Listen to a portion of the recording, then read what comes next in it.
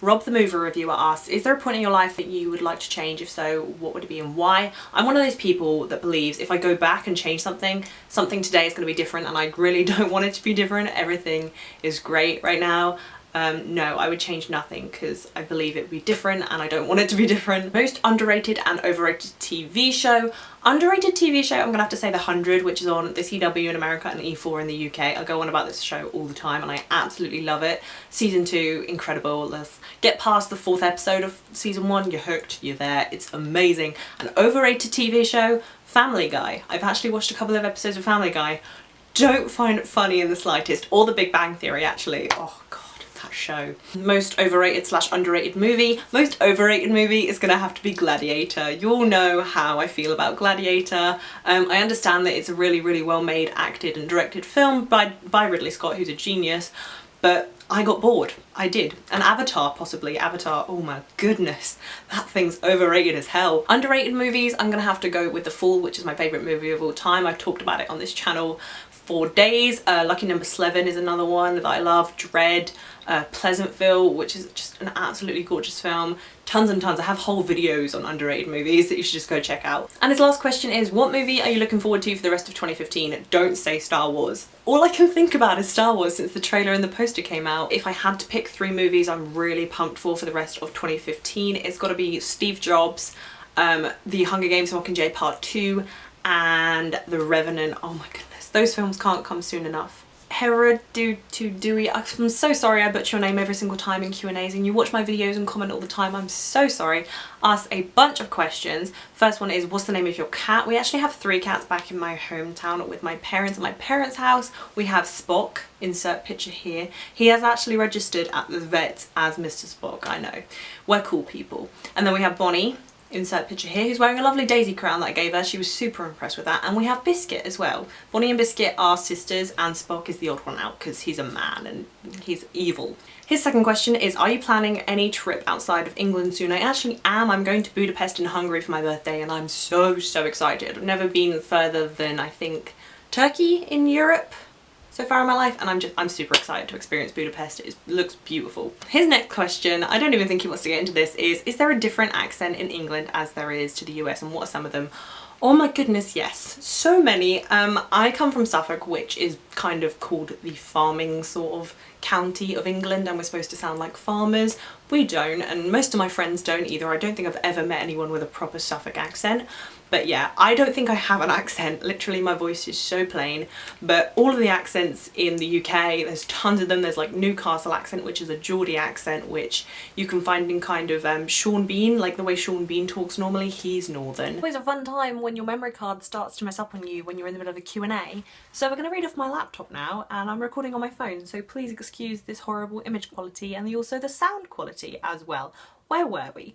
Right, different accents in the UK. We have the Liverpool accent, the Manchester accent, the Yorkshire accent, Birmingham, Bristol, London, which has tons of different accents. There's the Cockney accent, there's the Northern London accent, down south in Cornwall they have an accent. Yeah, tons and tons of different accents in England, and even more in like Scotland, Wales and Northern Ireland and Ireland in general. Tons, just tons. I don't have one. I would say I don't have an accent, but I'm sure everyone would say yes you do have an accent, but I don't think I do. But yes, loads, tons of accents. Like in the US, when you have like Boston accent, New York accent, Californian accent, Midwestern, Tennessee, Texas accent, we have those too, a lot of them, and I can't do any of them for you because I'm awful. I'll like put a video here where you can go and see all the accents. His next question is, how tall are you? I genuinely don't know, but I think the last time I checked how tall I was 5'11". I'm pretty tall. His next question is, how come you and Nicole became friends so fast and easily when you met with her for the first time? I don't know, like, we had Skyped each other and kind of Google hung out with each other a couple of times before we met in person, and we just kind of clicked. We talked about movies and, you know, we just clicked, it just happened. What is your favourite play from Shakespeare? Gonna have to say Romeo and Juliet. No matter how much I studied it and hated it before studying it, I just absolutely love the dialogue. It's just beautiful. Why do you guys in England look so smart when you're talking compared to us in America? No idea, absolutely no idea, because I use my hands a lot when I'm talking, so I don't really know. This next question is, are you still a Taylor Swift fan? Yes, I love her so much. I went to go see her on her 1989 tour in London when she came to Hyde Park. It was incredible. Insert picture here. It was amazing. I died. Are you a dreamer or a realist? I would say I'm a dreamer. I like to avoid responsibilities and the realism of everything, so yes, dreamer hands down. When will you start reading comic books?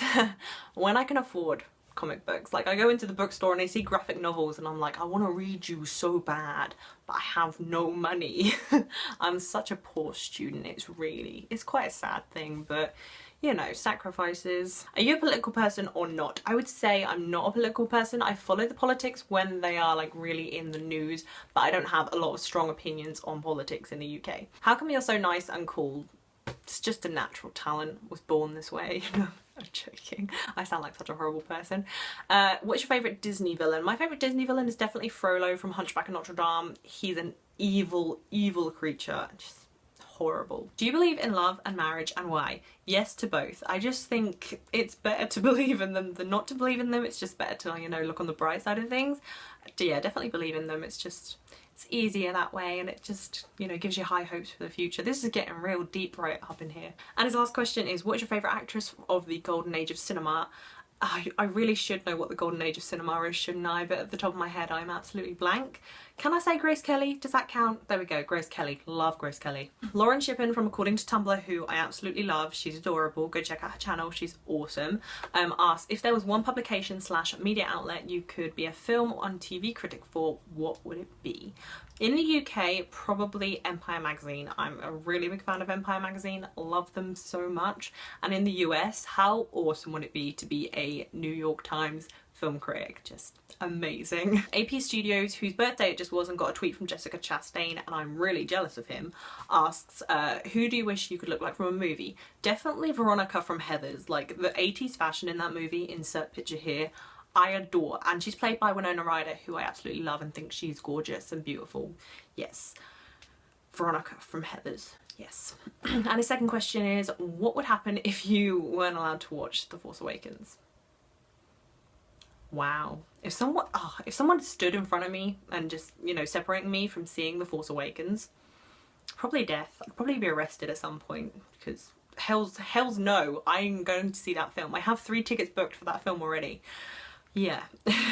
Horrible things. Ross Wilcock asks, my question is, when did you realise that film was your passion?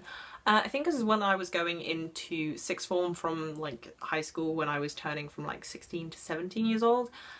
We didn't have a film studies course. We had a performing arts course in GCSE, which I took, and I loved theatre, but I realised I kind of liked bossing people around and watching the movie versions more than the actual stage play. And I've always loved watching movies anyway from my childhood. Huge part of my childhood was watching movies with my sister. And I think just like going into film studies, I've got a weird accent now. Going into film studies when I turned 16, going into higher education, my film studies teacher just had so much sort of passion for it, and I think he just kind of passed that passion on to me, and I just realised my true love for movies. The Real Fan 21 asks, what's your favourite movie of 2015 so far? Mad Max Fury Road or Me and Ellen the Dying Girl? Already answered, but you know, just to reiterate that factor. Who's your favourite director? My favourite director is Christopher Nolan. He is a genius and I appreciate him so much, and just, I would die if I ever met him. I'm like, I would just die on the floor. It's like, most people would die if they ever met Beyonce. I would die if I met Christopher Nolan. Yeah. Deleted Account asks, if you were to redirect, write or star in a movie, what would it be? Definitely Attack of the Clones, episode 2 from Star Wars. Take out all that love story, crap dialogue, coarse sand stuff, and make it a decent film and take out all that love story bullshit.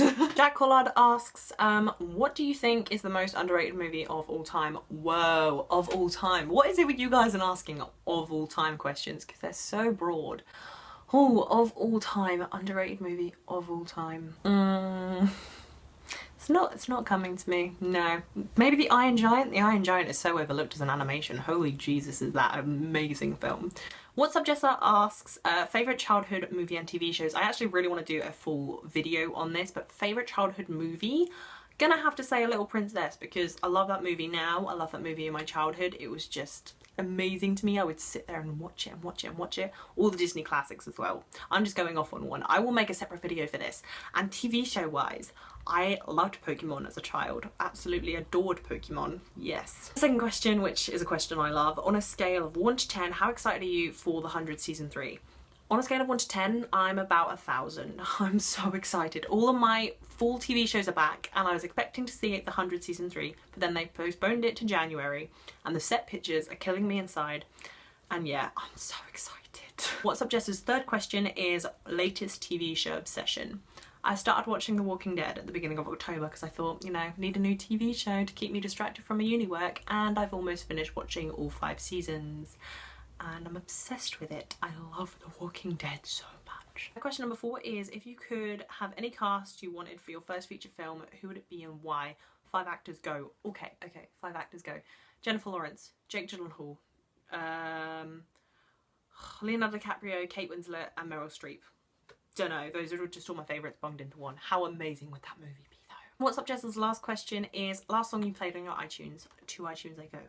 And the last song I played on iTunes was Young God by Halsey or Hosley, or however you pronounce her name. I'm obsessed with her album Badlands. Yes, Young God. Amazing song. Loading Bars asks, my question is, what is your most anticipated movie for 2016? And what inspired you to take YouTube seriously? 2016 most anticipated has got to be Suicide Squad. It's like between Suicide Squad and Star Wars Rogue One, but Suicide Squad, that trailer was so good. And what inspired you to take YouTube seriously? I've always kind of taken it seriously, I guess. It was, as I said, like it was the movie reviewers I already watched, all the videos I already watched that inspired me to take on YouTube. And seriously, I don't know, I've always just kind of done it seriously, I guess. Laura Rose asks, where are you from? I'm from Suffolk in the UK. I'm going to put a map of England here. And if you see the little bump on the east coast, that is Suffolk. Maybe I'll circle it. Yeah, I'm from Suffolk, live in London, Suffolk girl, so I'm like a country girl. And she says, do you watch Skins? When Skins was on, I was a big fan of Skins. Great show. And her last question is, favourite character from Misfits? Definitely Nathan Youngs. Absolutely loved Robert Sheehan in that series, and he just made those first 2 seasons amazing and hilarious, and I just loved his character. John Valenicio asks, are you going to watch Crimson Peak? Yes, I did a review on Crimson Peak. You can watch it here. And he also asks, are you British or Australian? And are you from Florida? Where are you from Florida? I'm not from Florida. I'm from the UK. I'm British. I do get Australian quite a lot when I go to work. People ask if I'm from Australia. No, English. And that brings us to the last of the questions, and the last question is from DP Nig, and I'm sorry if I'm pronouncing that wrong. And her question is, who are your favourite directors and why? I would say top 5 favourite directors have to be Christopher Nolan, David Fincher, Quentin Tarantino, Alfonso Cuarón and Wes Anderson. And Anderson, Nolan, Cuarón and Tarantino all write original screenplays, which I appreciate so much, and they all have their unique individual style, and I just think they're ingenious. And David Fincher is just a genius and has tackled everything, and yes, I just love them because of their unique style and how much like love and passion they put into their films. I just love them for that reason. So guys, that is the end of the questions. Thank you again so much for asking and getting me to 3,000 subscribers. If you have any more questions, ask down below in the comments and all that jazz. As usual, all my social media links will be down below in the description. Thank you guys so much for watching. I'll see you in my next video. That's all I have for you today. Bye!